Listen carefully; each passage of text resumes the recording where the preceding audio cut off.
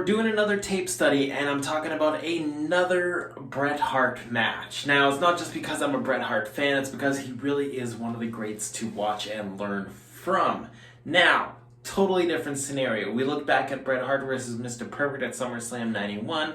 Now, fast forward 6 years from that match, and we've got Bret Hart taking on a very young upstart Rocky Maivia. Some certain things I want you to pay attention to, and the link for the match is going to be in the description, so make sure you watch the match. But a couple of things to watch for. I want you to pay attention to Bret Hart's body language in contrast to his in the original match we watched at the last tape study. Also, pay attention to the moves that he chooses to use throughout this match. I think it'll be very interesting to talk about that after the fact. And, of course, the pacing. Pay attention to the structure of the match, right? We have our shine, which is making the babyface look great. And then we've got our cutoff into the heat. And then we've got the comeback into the finish. So pay attention to how that is structured versus, again, the last match we watched. So go ahead, watch the match. We'll come back and we'll discuss everything we figured out after watching. Enjoy, guys. So, did you enjoy the match? So one of the first things I asked you to look at was Bret Hart's body language, and in contrast especially to his previous match we watched against Mr. Perfect. Now, in that previous match, Bret Hart moved with urgency, with purpose and motivation. This was his first chance at a major singles championship in the WWF. So rightfully so, he was chasing after Mr. Perfect. He had that sense of urgency to finish the match. In this match, however, that we just watched, fast forward 6 years, he's unmotivated, he's disinterested, he's focusing more on the crowd at times than his own opponent. And rightfully so, Bret Hart arguably is the man in the WWF. He's a multiple-time world heavyweight champion at this point, facing a very green, not even a year into his career, Rocky Maivia. And because of this, Rocky Maivia out-wrestles Bret the Hitman Hart. Now, Bret's character is the excellence of execution. He is a technical wizard. He can mat wrestle and go hold for hold with absolutely anybody. But because of his disinterest, he is being out-wrestled by the rookie. He is not sacrificing his character. He is making sure that he is not purposely looking like a inferior wrestler to The Rock. No, instead it's because of his disinterest, because of him not taking his opponent seriously, that he is making mistakes, and it makes for a much different dynamic, and he doesn't sacrifice his character because of such. His frustration continues to elevate throughout the match as well. We see continually him making mistakes, looking at the crowd, and Rock capitalizing on that.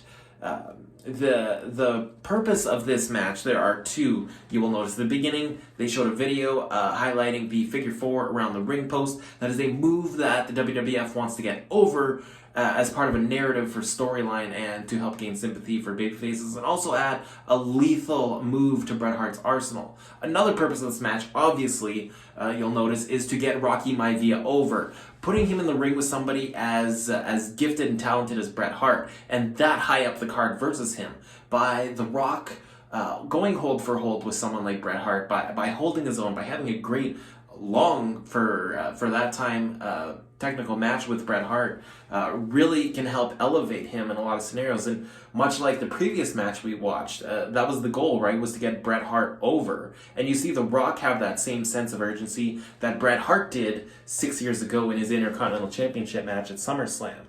And notice the cutoff to go into the heat was just a knee from Bret Hart. And after that, Bret Hart just continued strikes. He was visibly upset. The frustration continued to escalate and boil over. And Bret Hart continues to strike The Rock. You still see a lot of his signature moves, though. He doesn't change his moveset just because he's a heel now, Bret Hart.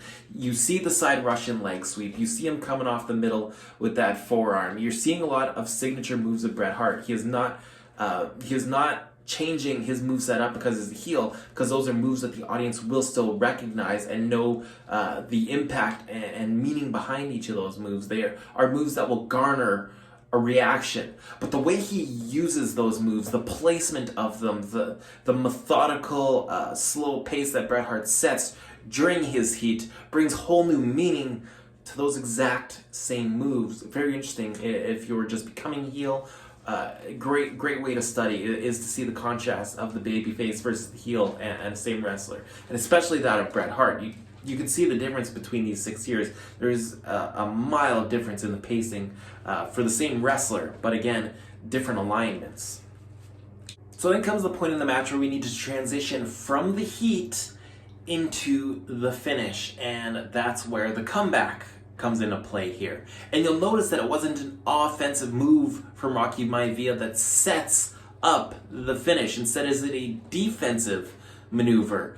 Bret Hart has The Rock set up on the mat. He's going up to his middle rope for his patented diving elbow, and he misses. The Rock moves out of the way.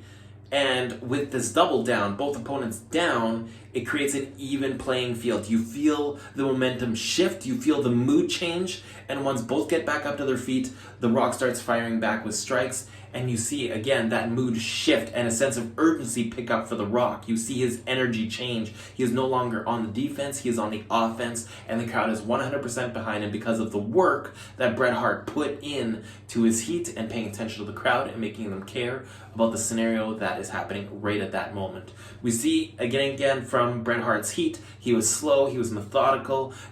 Rock again with that urgency. You see some big time maneuvers. You see the belly to belly. You see his float over DDT. You see a magnificent cross body 3/4 of the way across the ring diagonally. It was very impressive.